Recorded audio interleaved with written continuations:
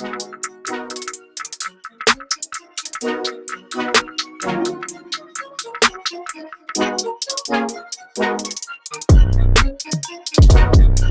is up, everybody, and welcome to the Mind, Body, and Pockets podcast, where we take lessons learned from people in the marching arts community to help you level up your life. I'm Eddie. And I'm Paula. And on this podcast, we're going to get to know the individuals who make up the marching arts community.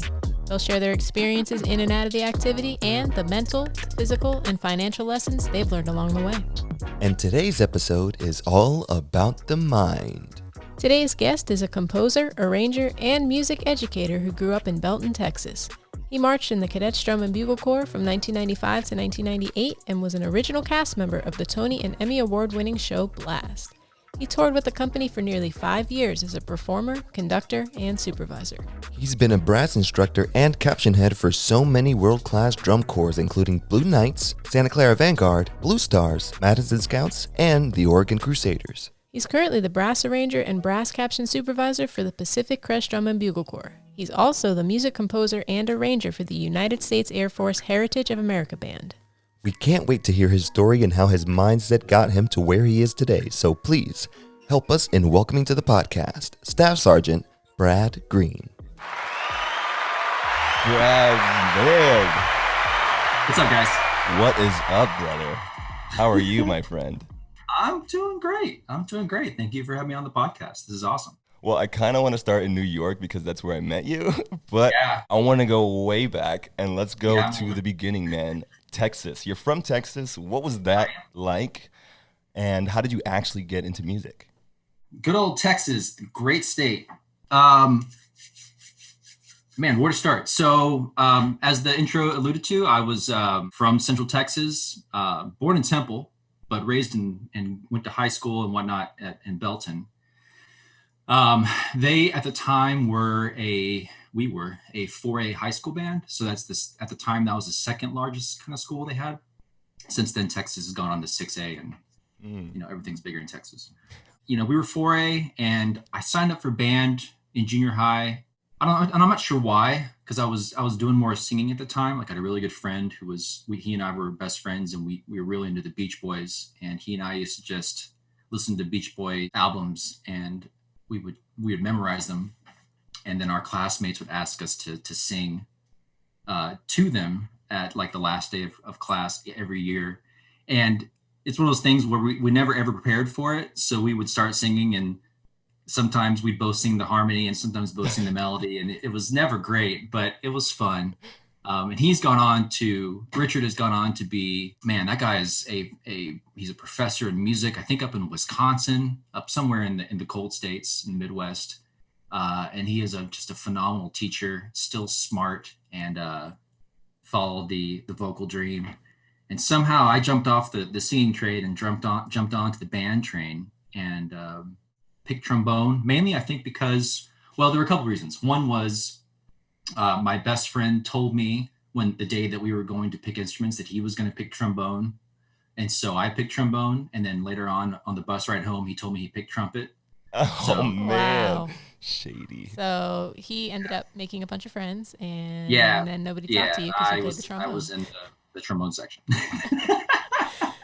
Man. But it was cool because my uncle played trombone when he was in grade school. So my family had a trombone just kind of available. So my family didn't have to buy one at the beginning of my trombone career, if you want to call it that. Went on to high school. Here's the thing, marching band. I was never really aware of it before I got there, but it was something that we did. It wasn't something that I grew up with a passion knowing what it was, but you quickly get involved in the culture and bands, as everyone knows, is you're part of a family, and it's all about coming together, working really hard, and putting the show together for halftime on Friday nights, and then every now and then there's a competition. Just like kind of everyone else, I kind of just grew into the band idea and latched on to it pretty quickly. So yeah, I graduated 95 from Belton. So my introduction into the marching band realm would have been 1991. It was the start, I guess, of the Texas scene, you're saying? Yeah. Okay. So that wasn't my first drum corps knowledge, but that was when band was introduced. But, band was a lot different back then. Obviously, there were no props. I think my first show was a tribute to musicals. So our opener was like Cats, and then our Yes. we ended with Phantom of the Opera or something like that. It was something. It was the good old days. That's Yeah, back when you just did musicals, and every now and then you tried to do a drum move that a drum corps did, and it was just A simpler time. yeah. yeah, So you graduated in '95 from high Yeah. school, but that Yeah. was also your first year at Cadets. So how did you even find out about them, or like what was that first drum corps? I want to do this. That's where I'm yeah. going. That's hazy. So discovering drum corps was my band directors they were drum corps geeks. None of them actually marched drum corps, but they loved it, and they would introduce it to us. That's awesome. Yeah, they would give us like their own mixtapes of their favorite shows, and so one of my band directors gave us like whoever asked for it in the band. He was like, these are my favorite shows. That's And so it awesome. was- Like that was before Yeah. social media. Like that's the way you did Yeah. it. And even Yeah. as a fan. mixtape. Yeah. Drum corps mixtape. So that kind of got drum corps on the map for me. And then in '93, Belton hosted a drum corps show for the first time, and it was Madison Scouts were there, Phantom Regiment was there, Delta Brigade was there, Troopers were there, Blue Knights were there, and I think the Colts were there. And Delta Brigade was rehearsing at my high school, I think. That actually might have been '94. Anyway, those are the groups that were there. So that was the first time that I went to drum corps show. And all I know is the first drum corps came on, and it was one of those things where I think Delta Brigade went on, and it was like, wow, this is great, and you screamed as loud as you could for them, and then Troopers would come on, and you're like, wow, this is great.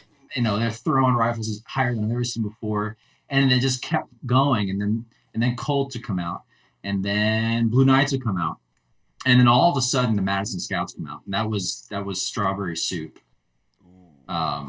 And that was unbelievable, like unbelievable. Mm-hmm.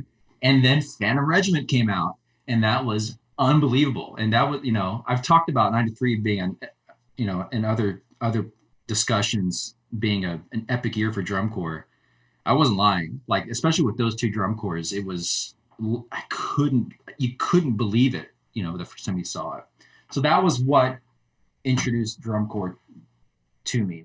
Were those drum corps and that drum corps mixtape. That's so awesome. Wow. I couldn't imagine like my first drum corps show live seeing '93 Phantom and '93 Madison Scouts.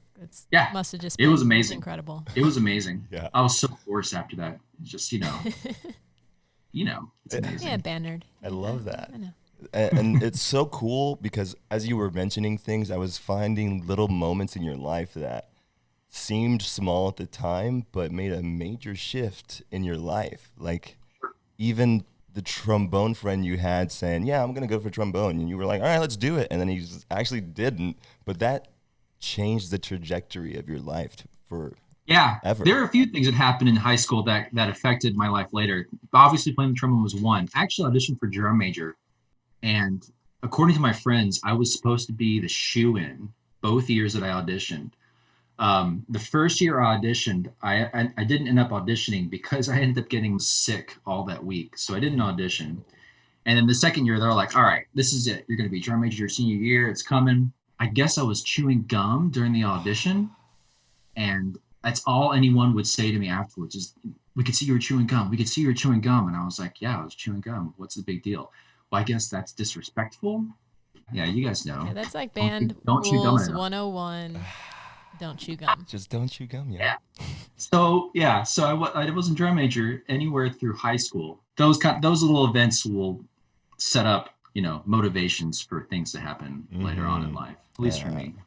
Yeah. I see where that's going. That's pivotal though, man. So let's talk about that graduating year of '95 and your moment of actually auditioning for the cadets. When did you decide I'm going to the cadets? Yeah. So, continuing the chip on my shoulder theme. So the second year I saw drum corps was my senior year, or going into my senior year. That was '94. And I kind of had it in my head that I might want to audition for drum corps. So I went to all the booths and I signed up my name on all the lists, asking for audition information to be sent. There were a few things that drove me towards cadets. One was the cadets were the only organization to send me 2 invitations. Like they sent something and then they sent a follow-up something. So something about that made an impression on me, whereas the other corps only send one thing. My band director encouraged me to audition either at the Scouts or the Cavaliers, because he said he didn't think I had what it took. Ooh. Like he didn't, and I don't know if he put it like that, but I certainly kind of took it that way. Took it like that. Yeah. Those kind of things kind of motivated me to focus on the cadets. And the cadets had won in '93 and they got second 94, so they were really good. So they were competitively like something that was very attractive to me. So I went and auditioned at the cadets, and you guys were making your little statement about the euphonium. Why would anyone play that play that at all? I had no idea how heavy that horn was going to be. And you don't until you're not allowed to put your horn down. Yeah. And oh my gosh. Wow. So many shakes and so many tears throughout the camps and through this, honestly, through the summer too. But yeah, so it was one of those things where I had to kind of prove that I could do it to myself and to my band director. And yeah, so I guess that's kind of how it happened. That's awesome though, that, your director said, hey, maybe you should try out for these groups because this, that, and the other. And you took it as motivation. Whereas, some students might take it as, oh man, I'm not good enough, and really believe that and either give up altogether or just kind of go somewhere that maybe that wasn't their dream.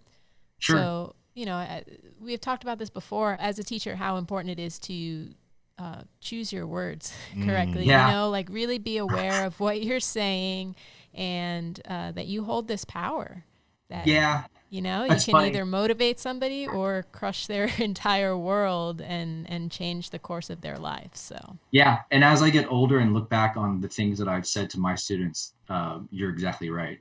And there are definitely many moments in my teaching career where I wish I could have said things a little bit kinder or differently, and I find myself thinking about that now, especially where I am in my life, and understanding just the very thing. Words have meaning. Words mean things.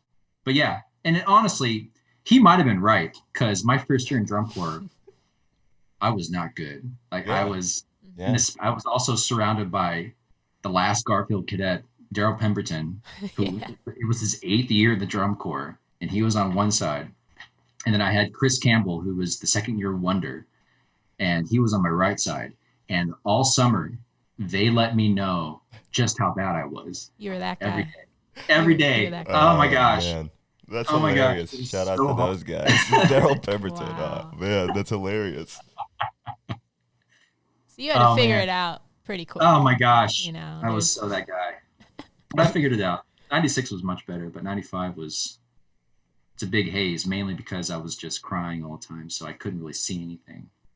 I love that you're actually going into those 3 realms of your life, just talking about how words have weight, and that band director influence, plus maybe being right, but also what you got when you got there. Like, hey, dude, how did that motivate you to want to get better?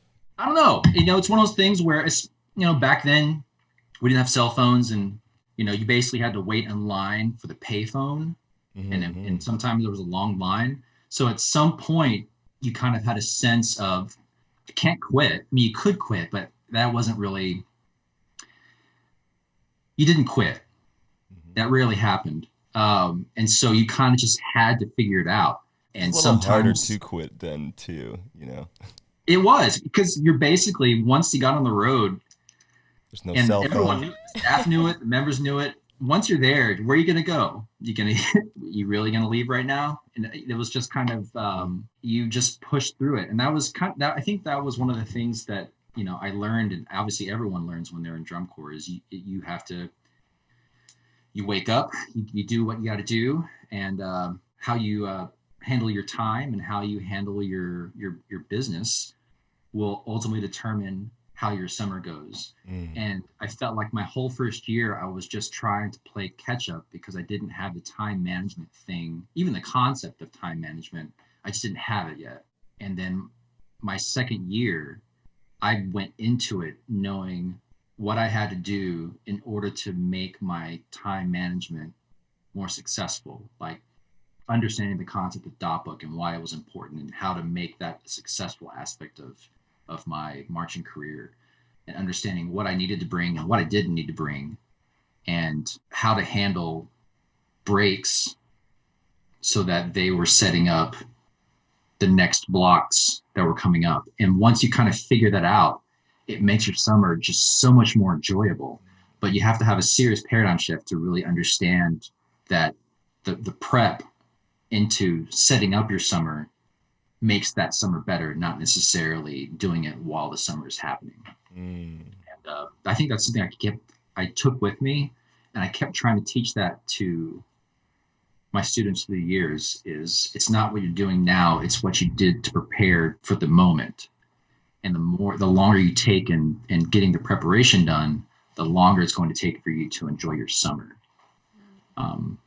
And some people got it, well, and some people didn't, Or some people got it the hard way. Just like yeah.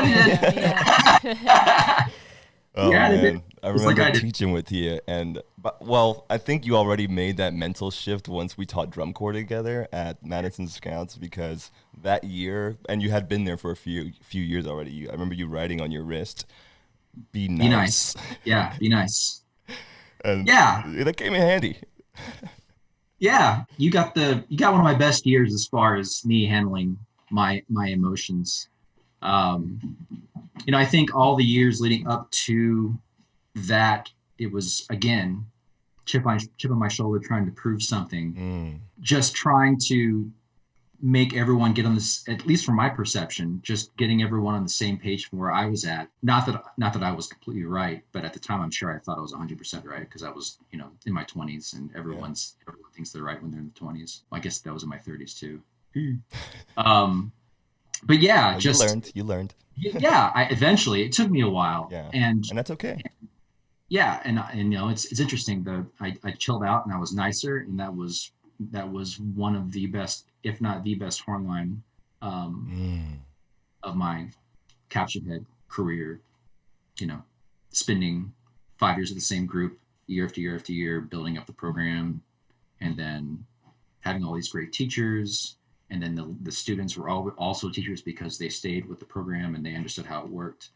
Yeah, it was very rewarding. You had a really good, well-oiled machine over there. Man. It was. Yeah. It was great. It was fun. But let's not jump too far ahead too quickly. Yeah. Because, I love what you were just saying about the weight of words and how you actually made a late adjustment to the realization that your words are really heavy and you are really well respected, and that does make a huge impact on someone. And I'm so glad that you're here, because I feel like there's going to be a whole nother generation of people that might hear this that could make that shift a little bit earlier, or write that thing on their wrist a little bit earlier, so that they can make that transition and really hold that weight in the front of their mind versus, just saying things to say things.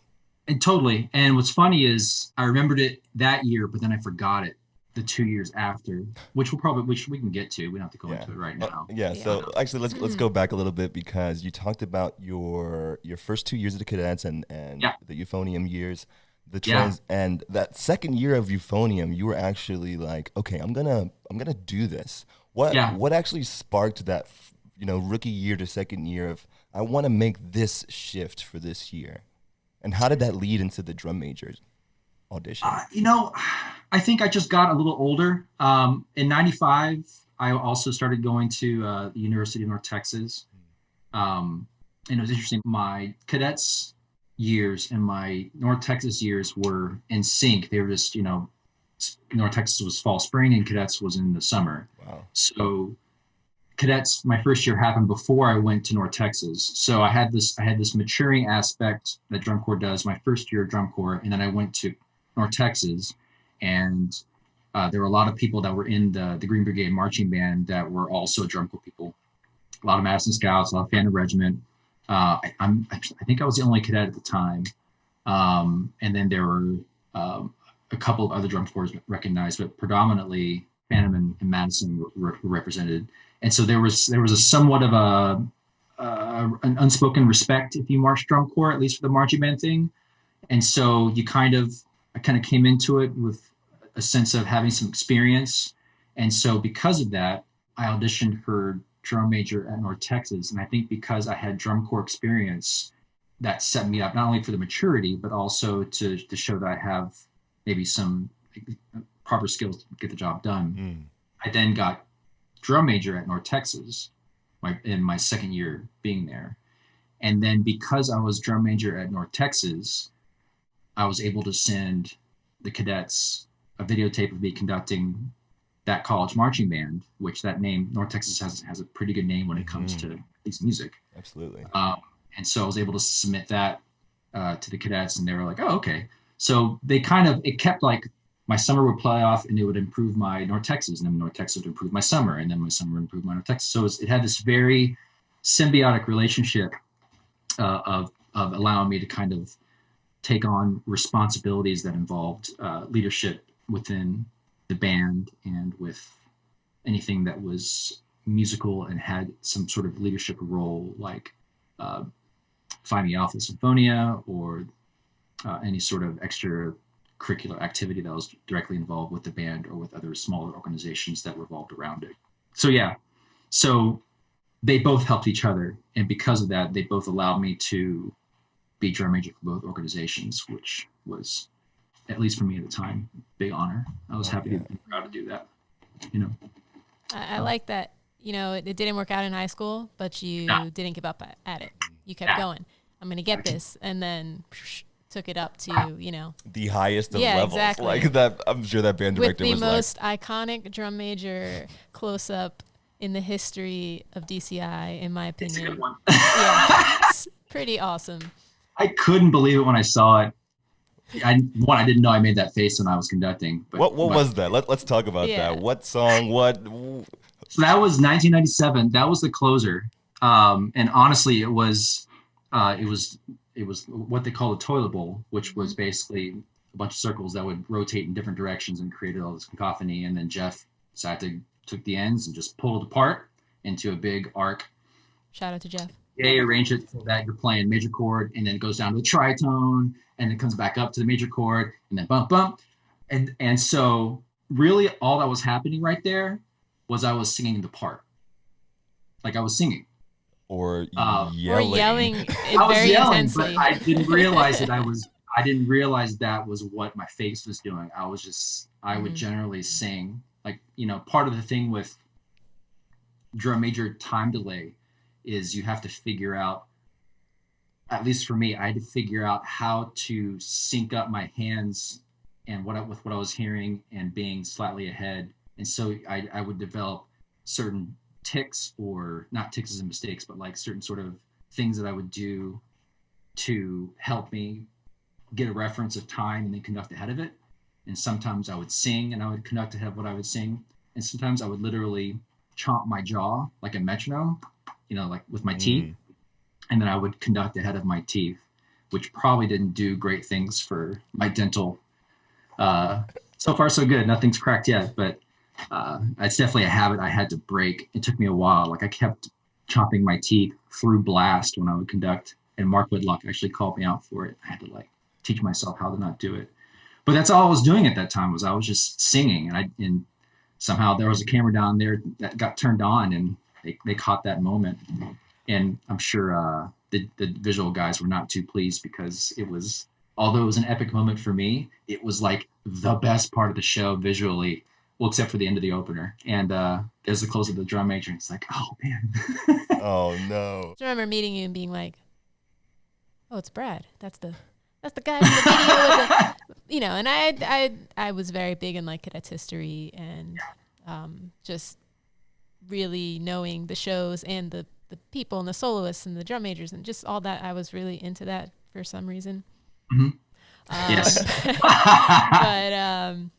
Yeah. I mean, that was one of the greatest things about marching that drum corps is they made you saturate the history. I loved meeting the drum majors of the past, like Rich Armstrong and Chris Buck and Ray King and Jerry Burdick and just you just meet them and it's like meeting a rock star, and they would be like kind of like, oh, you're kind of standoffish, like, and now I get it, because you're just a person. You were a kid that did drum corps, and now the people that are now marching the drum corps meet that person that did what they did, and it's I totally get it. Like, we're just people, but at that moment, I totally would have reacted the same way if the roles were reversed. So Cadets was an epic time for you. It seemed like a pivotal moment in your career too, because you were not only proving other people wrong per se, but you were proving yourself right, because you knew you can do those things, and you took it to the height of the career. Come on, North Texas and the Cadets drum major, especially in those years, that's like creme de la creme. Yeah, I definitely peaked. It's all been downhill since then. All right, well, thanks for joining us today on My Mighty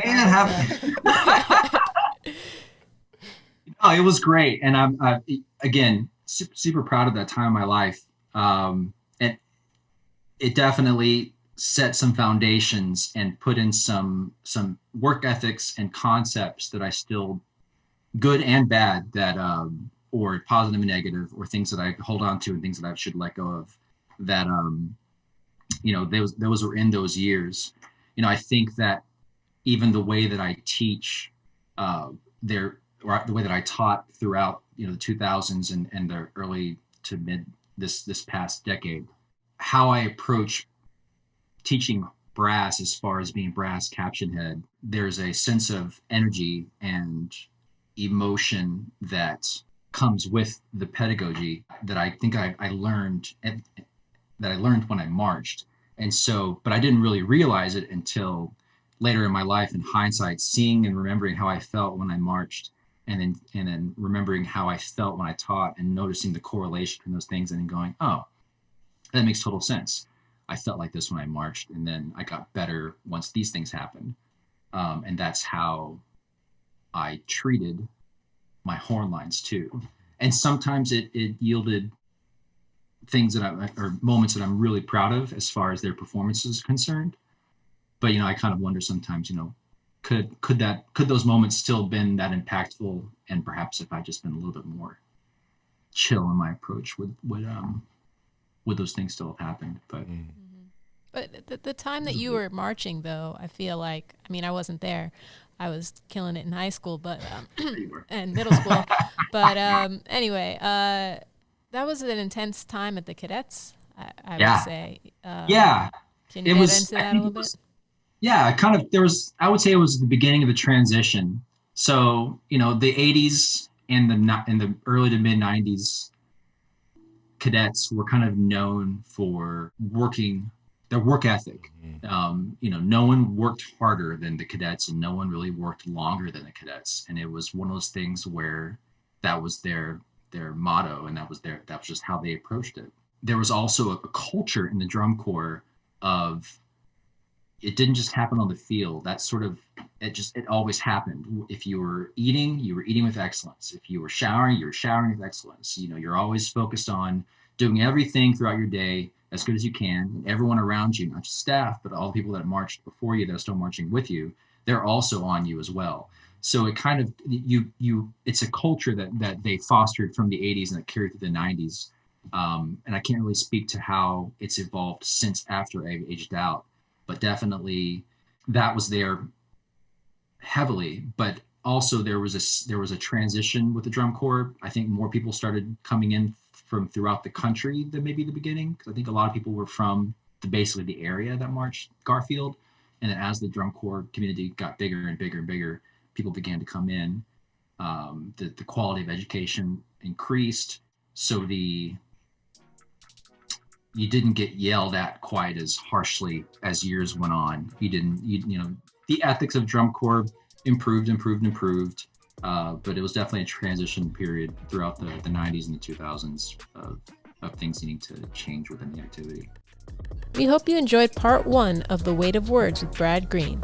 Make sure to check out part 2 to hear the rest of his journey. You can follow us on Instagram at Mind, Body, and Pockets and listen to our podcast on all major podcasting platforms. We also have a YouTube channel, so make sure to subscribe. Thanks for listening and keep taking steps to level up your life.